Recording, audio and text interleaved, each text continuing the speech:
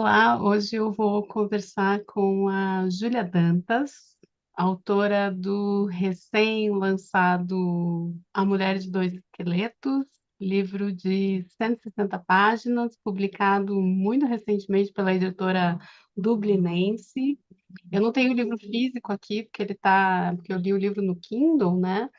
Mas queria agradecer, começar agradecendo, Júlia, pela tua disponibilidade de vir conversar sobre o livro. Eu que agradeço o convite, Ana. O primeiro convite que eu recebo sobre esse livro, de tão rápida que tu foi nessa leitura e nesse convite. Então, estou bem É, feliz de estar aqui, vai ser ótimo. Antes da gente começar a gravar, a gente conversava sobre, enfim, eu acho que a gente pode conversar depois sobre a urgência, né? E foi tudo uma grande coincidência, mas eu acabei, me deparando com o livro da Júlia no dia do lançamento e acabei fazendo esse convite também muito, muito logo, então foi uma coincidência bastante feliz, né? Nossa, foi tudo É, instantâneo. é, A Júlia nasceu em Porto Alegre, ela é escritora, tradutora, doutora em escrita criativa.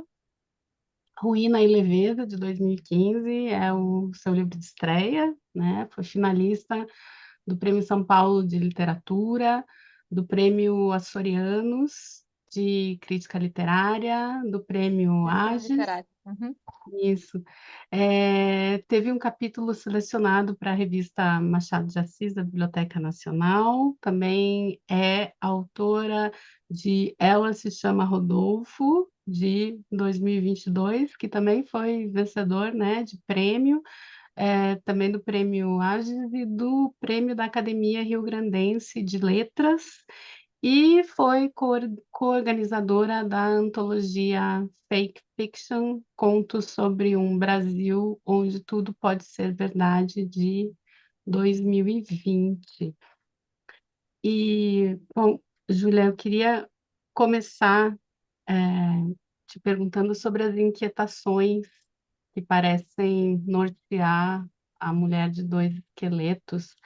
E a primeira dela a gente identifica logo no início da leitura, logo no começo, é a pandemia, né? Que aparece como um elemento, um fato, na verdade, né? Desencadeador da ação nas histórias, especialmente no início do livro. É, Aparece ali toda a tensão gerada pela, pela doença, pelo modo como a doença aparece, sobre a necessidade de confinamento, sobre todos os problemas decorrentes desse confinamento que vão se acumulando, a perda de pessoas, a restrição à circulação, a reconfiguração da intimidade, todos esses elementos associados à experiência que foi vivida coletivamente, né? E, e, e eu começo por esse aspecto, porque esse canal é ele mesmo um projeto de pandemia, né? Porque a pandemia apareceu como uma interferência no andamento da vida, né? Do cotidiano. E vários livros do canal foram escritos, vários livros que já apareceram aqui, né, já foram escritos durante esse período. Então, são testemunhos dessa nossa época. E as tuas personagens vivem a pandemia, vivem as consequências da pandemia, e então eu queria te perguntar sobre isso, porque parece que os escritores, as escritoras, eles sentiram foram se sentiram convocados ou solicitados para refletir sobre o papel, o lugar da literatura, do artista nos tempos de hoje. Então, eu queria te perguntar sobre o contexto do aparecimento do livro, né? Uhum. Ele foi escrito ao longo de um tempo espaçado, assim, até porque eu não tinha exatamente o projeto desse livro, ele foi surgindo, assim, né?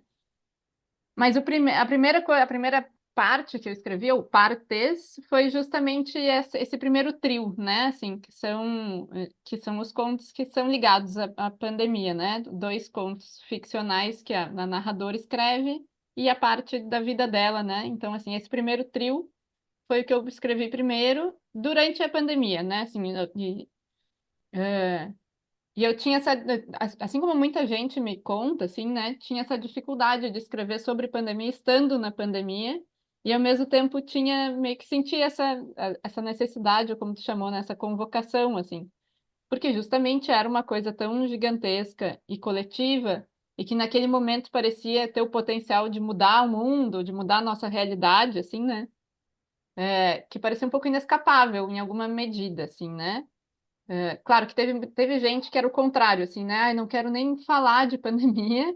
E teve gente que escreveu todos os dias, enfim, né? Eu não fui tão radical nem para um lado nem para o outro. Acho que esses são os textos que eu escrevi de pandemia, são esses aí, né? Assim, esse primeiro trio ali de Uhum. capítulos. É, e aí, as pessoas sempre associam, assim, né? Quem já leu o livro, que não é muita gente, né? Porque tu foi das primeiras.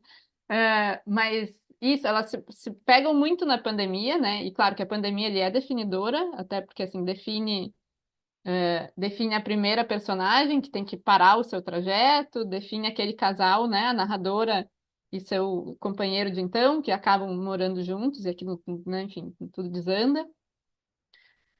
Mas quando eu escrevi, assim, eu acho curioso porque quando eu escrevi, embora estivesse vivendo a pandemia, então isso estava muito na minha cabeça, mas a minha vontade ali, assim, o que mais me inquietava, eu acho, naquele momento, era todo o cenário político que a gente estava enfrentando junto da pandemia, né? E que acaba aparecendo um pouco ali, embora nem tanto, né? Mas, sobretudo no conto da narradora ali, aparece algo. E até diminuir, assim, né? Isso eu lembro muito, assim, que aparecia mais as questões políticas, e aí eu lembro que o Gustavo, que é o meu editor, né, o Gustavo Faraon, ele leu e disse: Ai, tá ótimo, mas assim, eu fico me perguntando se num texto tão bom tu vai querer dar tanto espaço para essa gente horrível. E eu fiquei, ai, pois é, será, né? E aí até limpei um pouco, assim, né? Acho que limpar é o melhor verbo aqui para essa situação. É, mas era o que mais, assim, né? No momento que eu criei, acho que o que eu mais queria, assim, sei lá, botar para fora, assim, era essa angústia política que, enfim, também era isso, assim, né? Seria o plano onde seria possível fazer alguma coisa e não se fazia nada, porque o vírus, bom, tu pode ter raiva de um vírus, mas é inútil, né? Assim, odeio o vírus. É, então, acho que era o que mais me agoniava naquele momento, assim. Mas, claro, que aí o que fica ali muito é a pandemia, né? E todos esses impedimentos que ela trouxe junto, assim.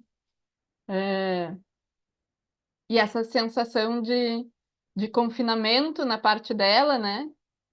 E acho que não por acaso os outros dois são em trânsito na selva, assim, né? No ambiente mais distante, diferente possível de um apartamento. Que acho que era também isso, uma vontade de pensar em outra coisa, assim, né? De criar um outro cenário, porque, enfim, era uma fase que acho que quem podia ficar em casa, né? Eu podia ficar em casa na época que eu estava fazendo doutorado, e aí, claro, tudo foi para casa.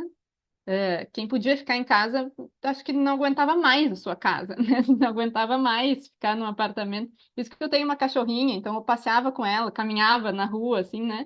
Mas caminhava sozinha, né? Então, assim, era uma coisa muito isolada, assim.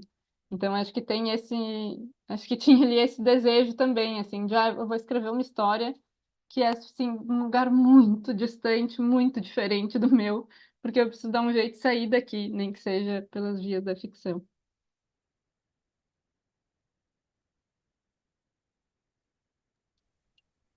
Pois é, ao longo da leitura eu fui percebendo né, tem essas reflexões que são bastante contemporâneas, que vão atravessando todo o texto, e fui percebendo essa construção, minha leitura, né, de um jogo de duplos, de espelhos que vão se acumulando, porque as inquietações das personagens, da narradora, né, vão se enfileirando e vão conversando entre si, então vai criando um processo de acumulação. E eu gostaria de te perguntar sobre esse processo de incorporação da meta-reflexão sobre a escrita, mas não apenas sobre a escrita ficcional, também sobre a escrita acadêmica, sobre a autocrítica da narradora, que reflete sobre a ética da escrita, ponto sobre o qual, inclusive, o texto de Orelha, da Natália Timmerman, que, inclusive, é, a gente tem já uma conversa agendada com ela sobre as pequenas chances. Ai, que maravilha. Então, daqui uns dias ela vai conversar com a gente também. Então, porque o texto da Orelha começa chamando a atenção sobre essas indagações sobre a ética, né, sobre a ética da escrita que aparecem ao longo da obra. E para além dessas questões sobre a ética, sobre a arte, há uma série de outros questionamentos, de outras ordens, que me faz ver o teu livro como um grande livro de questionamentos, uma listagem ali de incertezas contemporâneas que, inclusive, contamina a própria forma do texto, né? Que coloca o próprio gênero da obra em questão. Como você define esse romance híbrido? Eu não defino, né? Por sorte, acho que eu escrevo e depois alguém vai definir, né?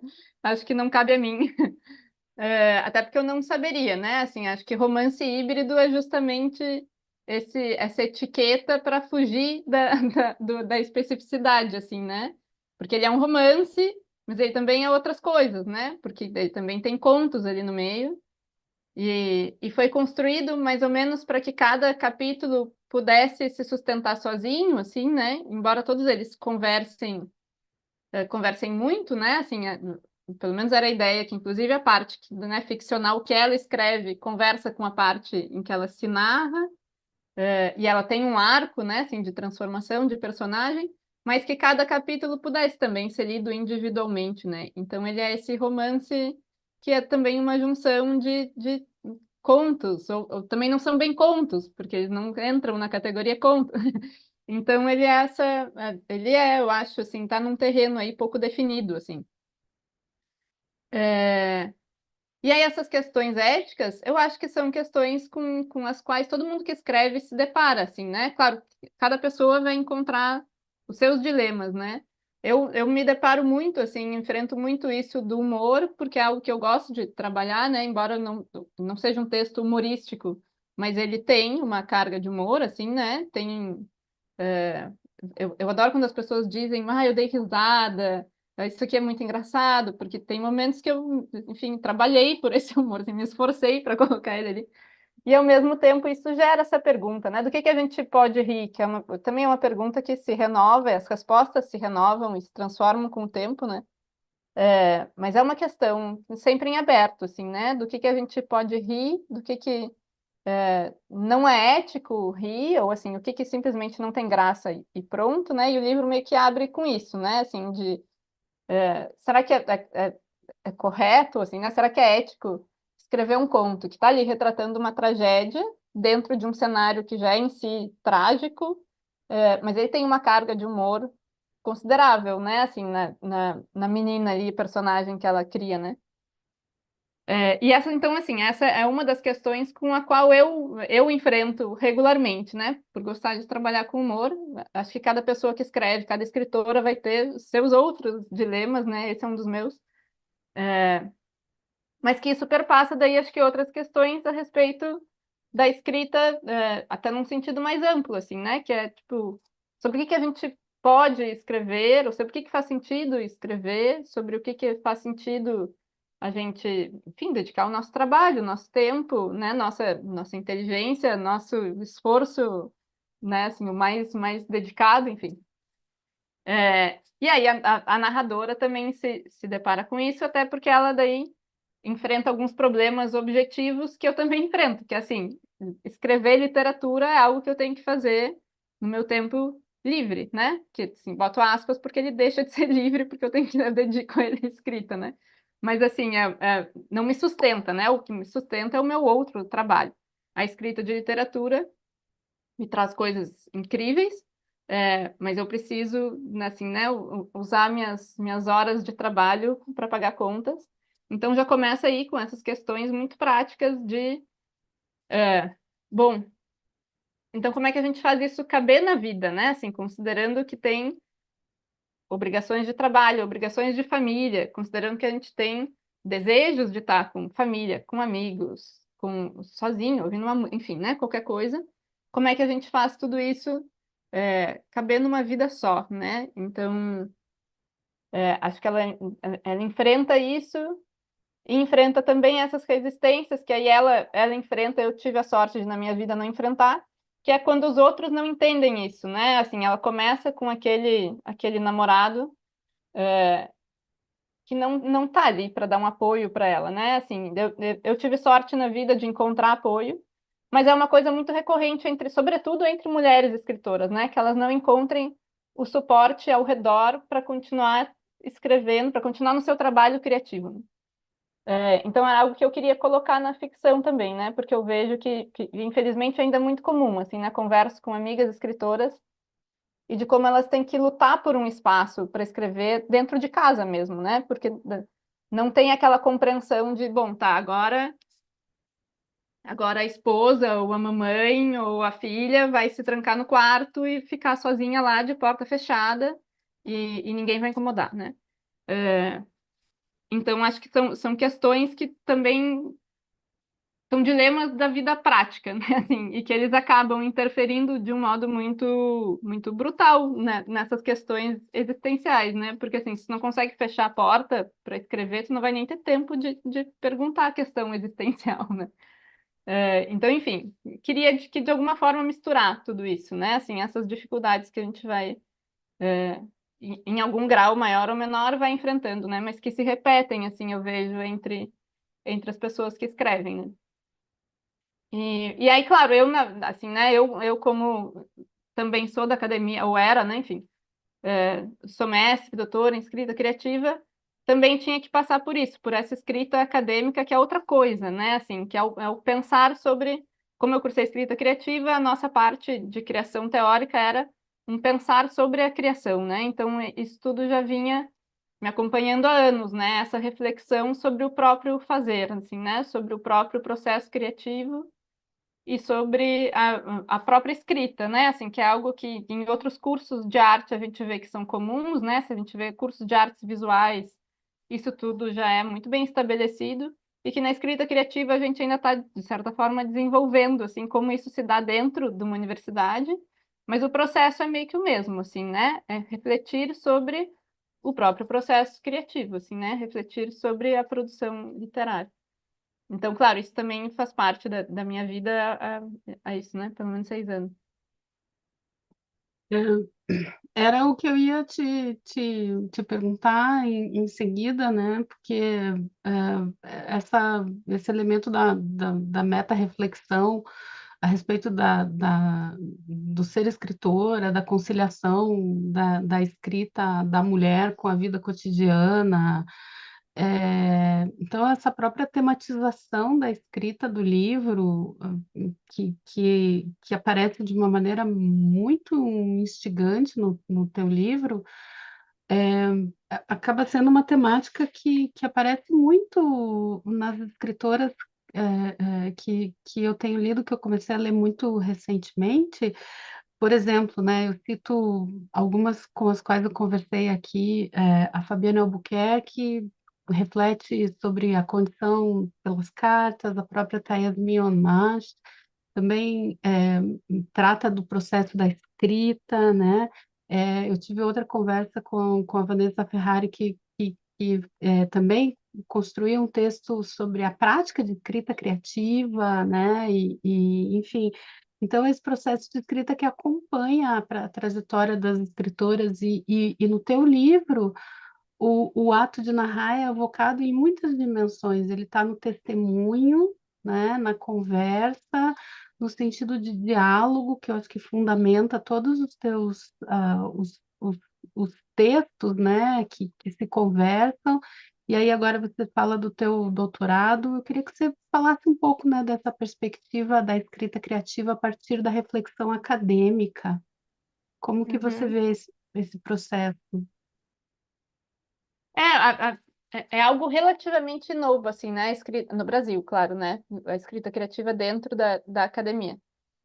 Nos Estados Unidos, isso já é mais super bem estabelecido, assim, há muito mais tempo. Aqui é relativamente novo. Ainda tem críticos que acham que nem seria lugar da escrita criativa estar dentro de uma universidade.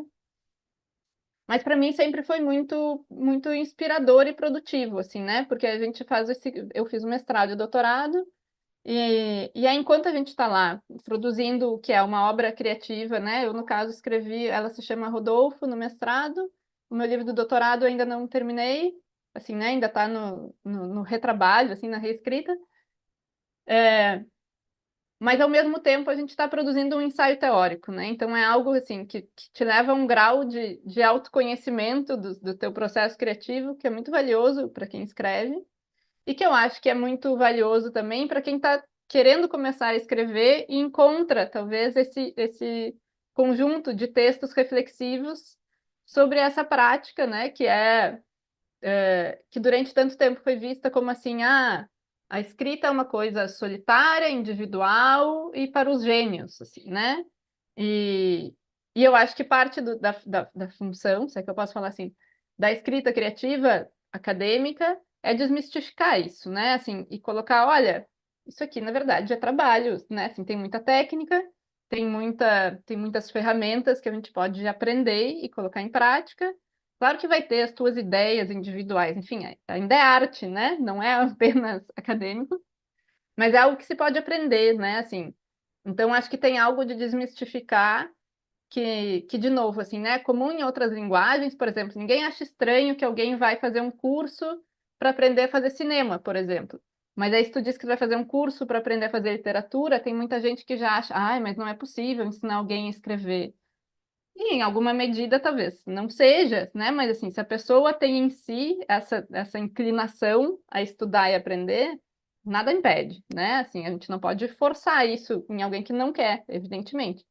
Nada, aliás, né? Mas se a pessoa está ali buscando esse conhecimento e buscando aprender ferramentas e buscando aprender técnicas e buscando se tornar um leitor mais também, mais com um olhar mais apurado, né? E tô falando a Vanessa Ferrari, eu adoro o livro dela e acho que ele tem muito isso de se a gente aprende a ler com olhos de escritora, a gente também está desenvolvendo nossa própria técnica, né? Porque aí tu pega um livro, também estraga um pouco o prazer da leitura, né? Isso é um problema. Porque a gente pega um livro e tá lendo e tu tá analisando as estruturas subjacentes, tu tá analisando o que que essa autora fez aqui, por que que ela termina esse capítulo aqui, por que que faz essa junção assim, e tu vai fazendo meio que a engenharia reversa da leitura, assim, e isso é algo que a gente vai desenvolvendo com estudo, assim, né? Por exemplo, no meio universitário, mas poderia ser em outra classe de curso, né? Sem problema nenhum, em oficinas, enfim. É, então eu acho acho que o papel é um pouco esse, assim, né? Desmistificar essa coisa do tipo, eu nasci com esse dom. Isso não existe, né? Desmistificar e dizer, olha, isso aqui é sobretudo dedicação e trabalho. E aí, quem quiser ótimo, né? A gente está tentando gerar um material de estudo para quem quiser. Sim, e de que modo de que modo A Mulher de Dois Esqueletos dialoga com a tua obra anterior, porque me parece que um elemento forte que atravessa igualmente o teu trabalho, as tuas narrativas ficcionais, é essa persistência da situação de fronteira, né? Que é Uhum, tem esse espaço intermediário que às vezes é um espaço físico, às vezes é um espaço meio psicológico, às vezes é uma ideia, uhum, né? E aí tem essa temática, me parece que está ali nos teus livros anteriores também. uhum.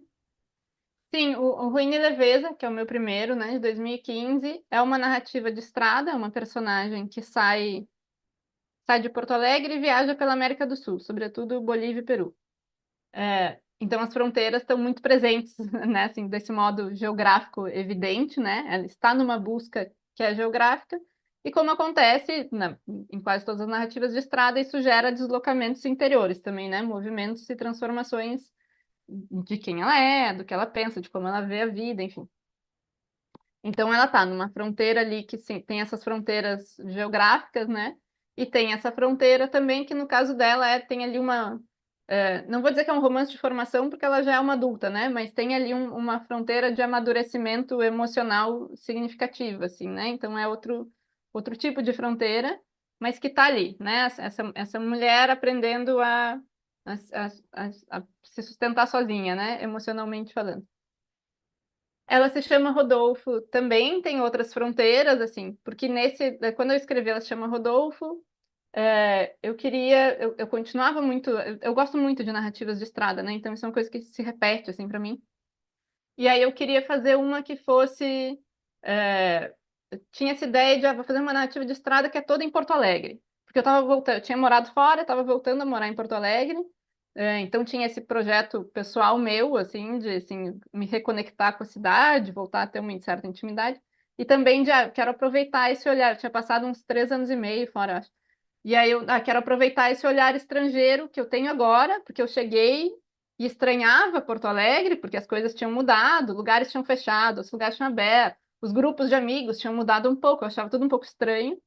E eu achei, eu quero aproveitar isso, porque daqui a pouco é inevitável que eu vou automatizar de novo esse olhar, né? Daqui a pouco eu vou estar aqui e pronto, assim, e vou parar de ver essas coisas peculiares da cidade, porque elas vão voltar a ser normais, assim. Então, eu queria aproveitar isso e queria que fosse meio que uma narrativa de estrada numa cidade só. Então, por isso que, assim, Murilo sai de casa e volta para casa todos os dias. Mas ele se comunica, né? Ele se corresponde com essa mulher que aí sim, ela vai narrando viagens pela América do Sul, que são viagens mais tradicionais, assim, né?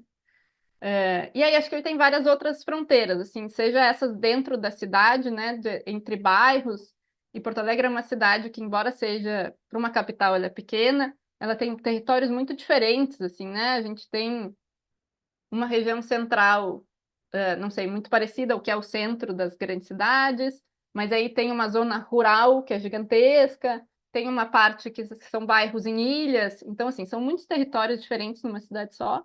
Tem essas fronteiras também, sem nem falar nas fronteiras de classe é, e de acesso ao que é a cidadania dentro de uma cidade, né?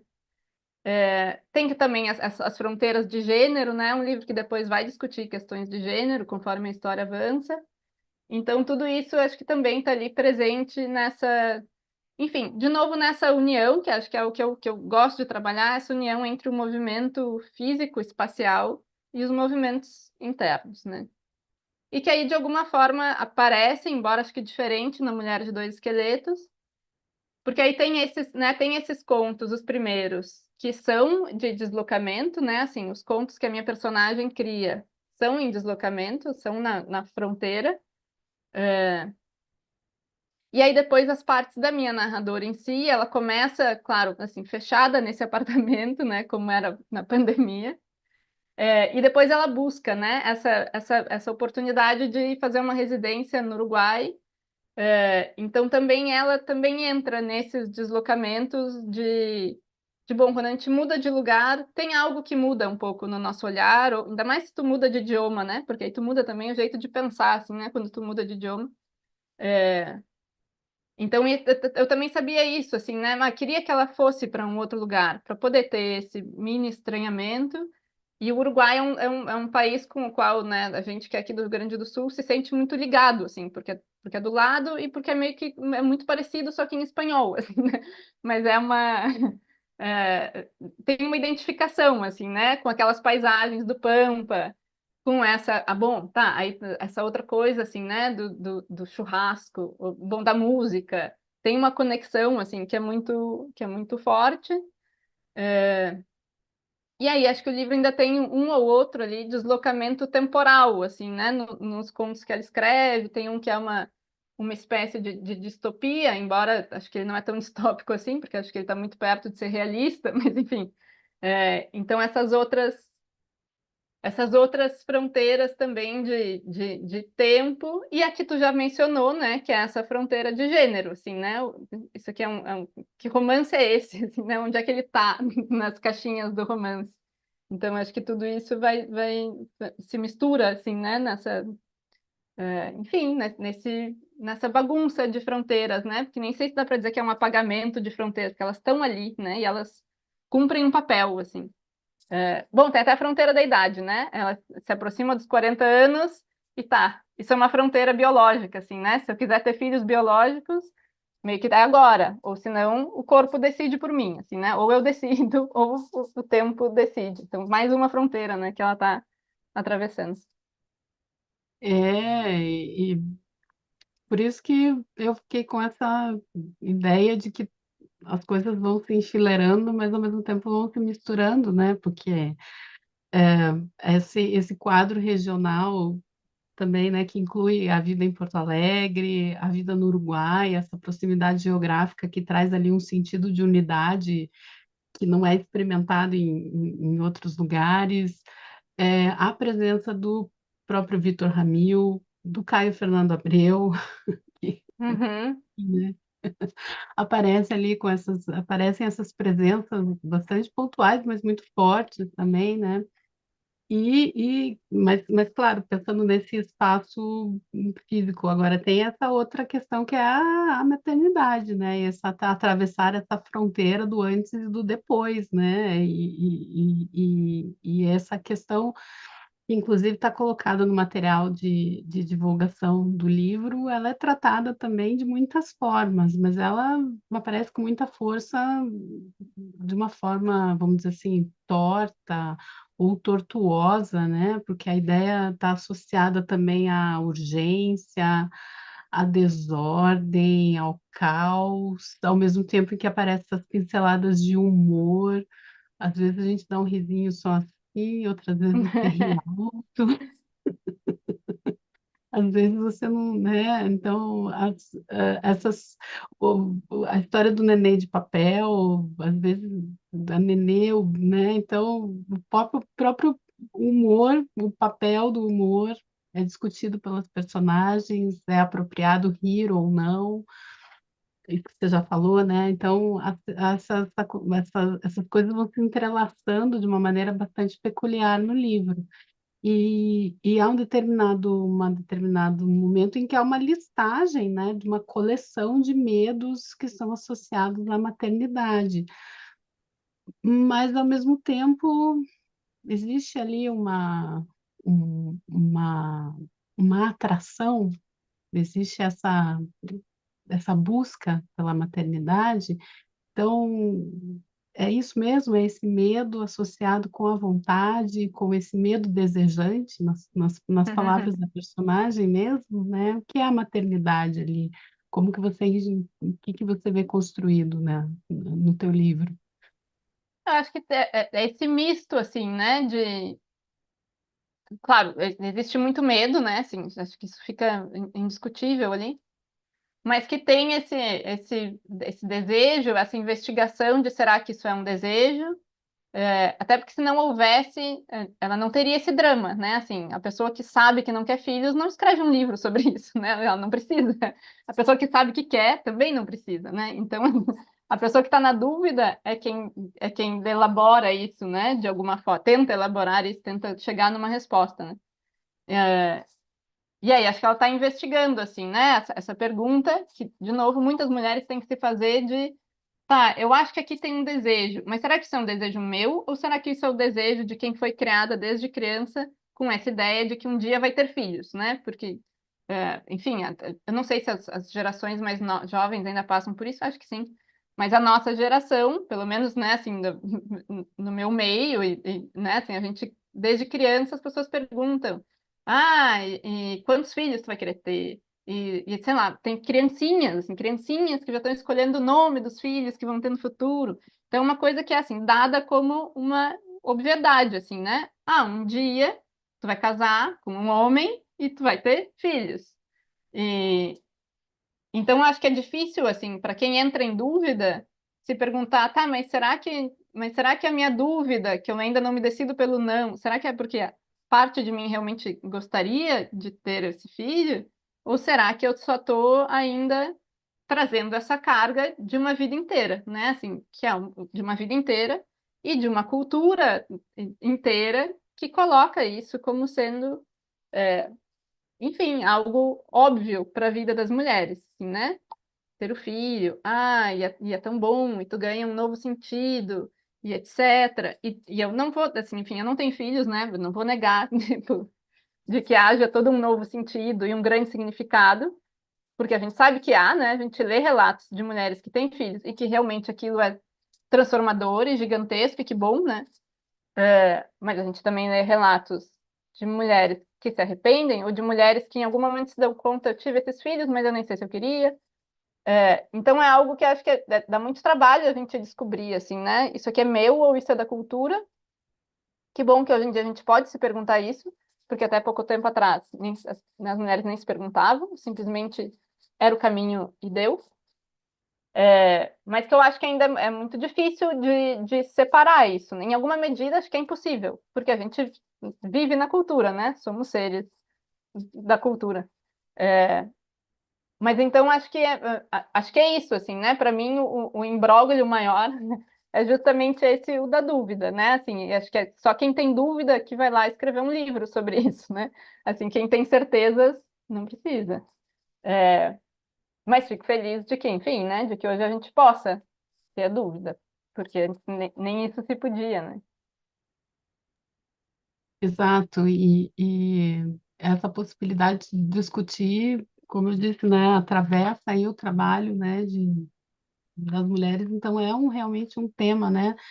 Se antes a maternidade era discutida a partir de uma perspectiva, hoje né, o tema Uhum. continua, mas as perspectivas se abriram de né, uma série de possibilidades. Até É, porque a gente ganhou muito a perspectiva das mulheres, né? Porque essa maternidade meio obrigatória de antes e toda mágica era uma perspectiva patriarcal, né? De, ai, olha que lindo, a mulher cumprindo seu papel. Quando as mulheres começam a ter mais espaço para falar da sua própria experiência, a gente começa a ver quantas experiências diferentes tem aí, né? De como tem experiências boas e ruins, e, sobretudo, as duas coisas ao mesmo tempo, e essa complexidade que é evidente que existia, né? Mas ela não era antes trabalhada esteticamente, né? Voltando ao nosso assunto da ética e estética, ela não era trabalhada esteticamente tanto quanto hoje em dia, porque hoje em dia a gente tem muitas escritoras brilhantes escrevendo. Então, enfim, né? Assim, esse ganho de perspectiva é um ganho das mulheres ganhando espaço para colocar sua voz para fora. sim, exatamente. Eu acho que é a discussão ainda, né? Ainda tem muito que se discutir. Você tem um livro, você tem um trechinho do livro, eu queria, se você puder ler um pedacinho para gente aqui. Comecinho da boneca, que é que é o capítulo no qual surge, né, a Nenê de papel, a boneca. Quem sabe tu começa a viver como se tivesse um filho? Essa foi a sugestão da minha melhor amiga quando eu disse que era impossível decidir se eu queria ou não engravidar. Imediatamente lembrei de um filme americano no qual meninas adolescentes de uma escola recebiam umas bonecas a pilha e tinham que cuidar delas como parte de um programa de prevenção à gravidez precoce. A minha amiga sorriu. Acho que não era bem isso que eu estava pensando, ela disse. Então perguntou se eu, sendo uma escritora, não poderia tentar resolver essa fantasia, ela deu o nome de fantasia, a essa ideia de fingir ter um filho, usando palavras. Por ser uma assídua leitora e não escrever, minha amiga tem um fetiche grande pelas palavras, pelo que elas constroem e pelo que deixam entrever, pelo que organizam. Não sei, eu respondi, e voltei do nosso encontro meio frustrada, porque eu, sendo uma escritora, lido todo dia com o fato de que as palavras conseguem fazer bem menos coisas do que a minha amiga acha que conseguem. Ora, resolver com palavras um filho imaginário, que ideia mais ridícula. Se o problema do filho não é seu conceito, mas sua materialidade. Se as palavras da minha língua não são capazes sequer de dar conta do indefinido de que um feto pode gerar um filho tanto quanto uma filha. Caso eu pudesse escrever um filho ou uma filha e depois guardá-los na estante de livros, não haveria problema. Mas uma filha vive, ocupa espaço e demanda cuidado. E foi por isso que eu acabei com essa coisa aqui. Foi assim que eu cheguei em casa, depois de ter tomado morritos com a minha amiga, imprimi em 5 folhas A4 todas as dúvidas que eu tinha a respeito de ter uma filha e fiz uma bolinha com elas. Mas aí achei que tinha ficado pequeno demais, então eu abri de novo o arquivo com as dúvidas, ampliei a fonte para tamanho 42, imprimi as 55 folhas e as fui amassando e moldando de modo a acabar com essa coisa nas mãos, essa bonequinha disforme de pele bege do papel reciclado e tingido por letras retorcidas na superfície. Uma cria de Elida Tesler com Mary Shelley. Minha nenê de palavras tem aproximadamente 40 centímetros de altura e pesa menos do que a balança de cozinha consegue captar. É feia, mas é minha. Talvez essa seja a primeira lição de maternidade que a filha de mentira me traz. O orgulho infundado. E, bom, e a partir daí ela começa a carregar essa boneca pra lá e pra cá. Começa né, eu até anotei aqui, eu recuperei meu fichamento do texto e eu até escrevi aqui uma cena totalmente nonsense, que parece até uma cena de filme de terror. Então aparece esse terror junto, você tem aqui, né, uma, uma menção ao terror que às vezes é evocado, né, parece. Bom, para a gente terminar já a conversa, quais são, você mencionou no começo que você já tem um outro projeto como que, como estão os teus projetos? É, assim, o que eu tenho, enfim, a Mulher de Dois Esqueletos acaba de chegar, né? E aí o que eu tenho, assim, ao longo do doutorado eu escrevi um outro romance, mas eu sempre deixo os meus textos parados durante um bom tempo, assim, para poder voltar a eles com um olhar fresco e reescrever e editar, enfim, né? Acho que a escrita é muito mais um trabalho de reescrita do que escrita em si. Então eu tenho esse livro que está assim um pouco descansando e um pouco ele precisa ser reformulado, enfim. Então não tenho nenhuma previsão, assim, né, para ele, nada, assim, né? Por enquanto, enfim, deixar a Mulher de Dois Esqueletos circular e abrir espaço para criar o próximo, né? Porque acho que a criação também tem isso, assim, né? Ela tem que ter o seu espaço. Então tem que dar também um certo respiro e tá, vamos ver o que que vai aparecer aqui nesse espaço que estou abrindo, assim, né? Bacana, queria te agradecer demais pela disponibilidade, né? A gente ainda acompanha assim com a distância, a dificuldade ainda às vezes, da reestruturação da vida, né? Então, queria te agradecer demais. É um livro que uma leitura que, como eu te disse, né, foi acidental, foi um acaso, mas que me fez pensar sobre uma constelação de questões, e tua escrita é bem bacana mesmo. Foi assim um prazer te ler e conhecer teu trabalho. Ah, obrigada, Ana. Que bom que rolou esse acaso, enfim, né, que bateu aí de alguma forma. Eu que Né? agradeço o convite, foi ótimo conversar contigo. Realmente, a primeira entrevista que eu dou sobre o livro, então estou bem feliz. E que ótimo, obrigada, adorei. Então tá bom. E para você que acompanhou a nossa conversa, muito obrigada, né? A gente vai deixar na descrição do vídeo o link para o site da editora, onde os livros da Júlia estão disponíveis, né? E até semana que vem com uma nova conversa sobre outro livro. Até lá.